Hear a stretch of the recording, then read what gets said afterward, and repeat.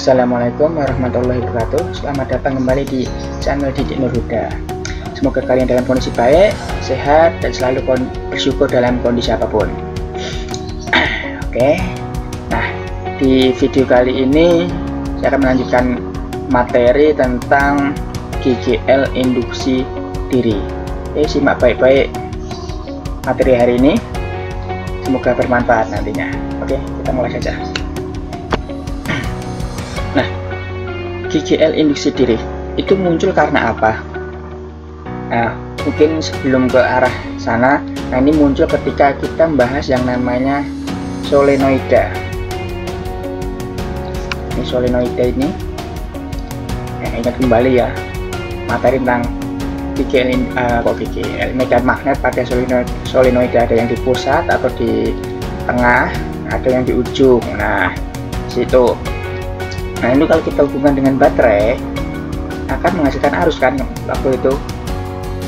Nah, ini sumber arusnya adalah baterai. Nah, ketika baterai itu dilepas, nah bentuknya seperti ini. Nah, pertanyaannya, apakah arus listrik akan hilang? Apakah arus listrik akan langsung menghilang? Pertanyaannya seperti itu. Dan jawabannya di sini sudah saya tulis, tidak. Nah, yang namanya arus listrik ya logika seperti arus air aja. Ketika dialirkan dari ujung satu ke ujung yang lain, bagaimana? Apakah langsung hilang? Tidak kan? Nah, begitu juga di sini. Ketika baterai dilepas, arus listrik ternyata tidak akan langsung hilang. Oke, berarti karena sumber arus listrik itu tidak langsung hilang, berarti di sini ingat kembali konsep ini tadi, medan magnet di pusat solenoida atau di tengah ya, ada yang mengatakan di tengah, ada yang mengatakan di pusat. Nah, berarti di situ medan magnetnya juga tidak langsung hilang, berarti dia akan mengalami perubahan sedikit demi sedikit sehingga akan menjadi hilang atau habis. Nah, berarti arus listrik akan berkurang, medan magnet pun juga akan berkurang atau ya berubah sedikit demi sedikit sehingga habis ya. Nah, dari situ berarti karena ada konsep kemarin tentang GGL ya. Nah, di sana konsep GGL itu muncul ketika ada perubahan flux magnetik ya. Kemudian flux magnetik itu akan berubah ketika salah satunya adalah medan magnetnya berubah. Nah, di sini tadi gimana? Medan magnetnya berubah, berarti akan memunculkan flux magnetik dan akan memunculkan GGL induksi. Nah, ini konsepnya kemarin ya. Di video sebelumnya juga ada, silahkan diklik pojok kanan atasnya ya. Nah, ini flux magnetik, salah satunya adalah B nya yang berubah sehingga munculnya seperti ini. Nah, sekarang kita hubungkan ke sini, bagaimana kita akan merumuskan GGL induksi diri. Jadi flux magnetik itu berubah terhadap dirinya sendiri. Makanya di sini, nah, perubahan fluxnya itu di dalam dirinya sendiri. Dan ini di tengah nih, ataupun di ujung-ujung ataupun di luar itu berubah. Nah, sehingga akan memunculkan ini tadi GGL induksi diri. Istilahnya kayak gitu. Kalau yang kemarin, nah itu dari arusnya, dari kumparan ke kumparan yang lain ya, dari kumparan ini ke kumparan yang lain di luarnya. Nah, sekarang ini dari kumparan itu ke dirinya sendiri ketika baterainya itu dilepas.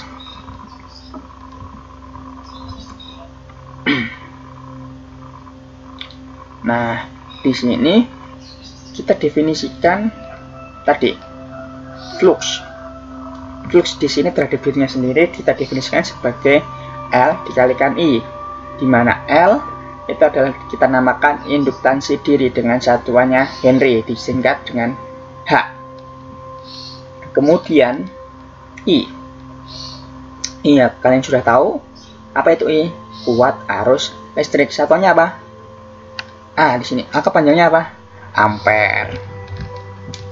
Nah, sehingga dari situ didefinisikan perubahan fluksnya adalah karena tadi sini medan magnet berubah, berarti akan menyebabkan perubahan arus. Nah, dari situ kita definisikan seperti ini.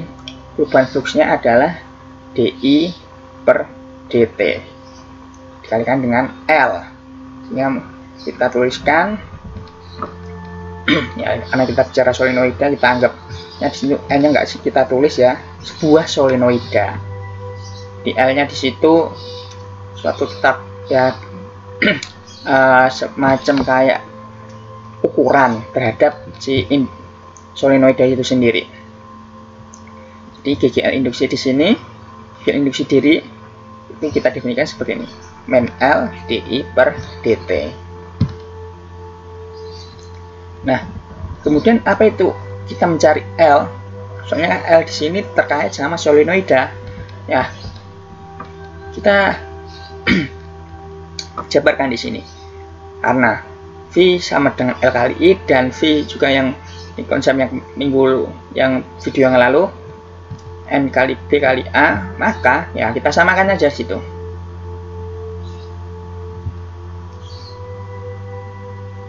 Nah, sehingga L-nya di situ sama dengan NBA per I. Ini juga bisa jika diketahui B-nya.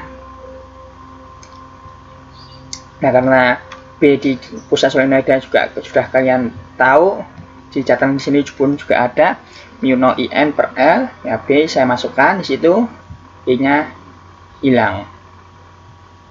Kita coret di situ sehingga akan menghasilkan seperti ini.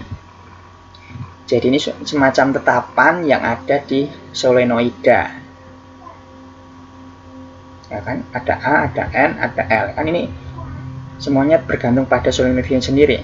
Ya, solenoidanya berapa lilitan, panjangnya berapa, luas penampangnya pun juga berapa. Oke, kita lanjut untuk contoh. Nah, di solenoida di sini contohnya memiliki panjang 5pi cm, oke, dalam satuan cm, dan lilitan 3000. Luas penampang 4 cm persegi. Solenoida dialiri arus listrik berubah dari 12 ampere menjadi 8 ampere dalam waktu 0,05 detik.